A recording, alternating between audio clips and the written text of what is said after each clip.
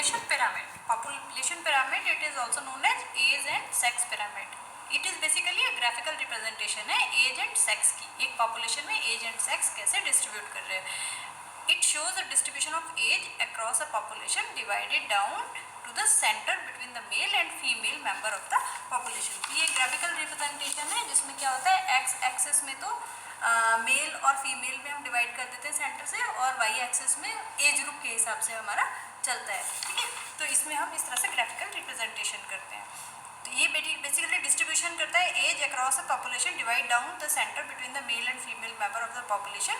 The graph start from the youngest at the bottom and oldest at the top. तो सबसे bottom में x axis पे सबसे bottom में क्या रहेगा, यंग एज ग्रुप, उसके बाद आगे आगे एज बढ़ती चली जाती है. तो इसको पिरामिड इसलिए कहते हैं क्योंकि जैसे जैसे पॉपुलेशन ग्रो करती है जो ग्राफिकल फॉर्म होता है वो एक पिरामिड के फॉर्म में, ट्रायंगुलर फॉर्म में आ जाता है, इसलिए इसे पिरामिड बोलते हैं, पॉपुलेशन पिरामिड.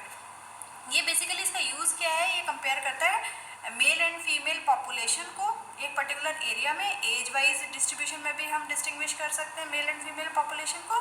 और ये जनरल स्ट्रक्चर बताता है, डिपेंडेंट, जैसे कितने डिपेंडेंट हैं, कितने प्रोडक्टिव एज ग्रुप है हमारी, कितने प्रोडक्टिव एज ग्रुप है ना.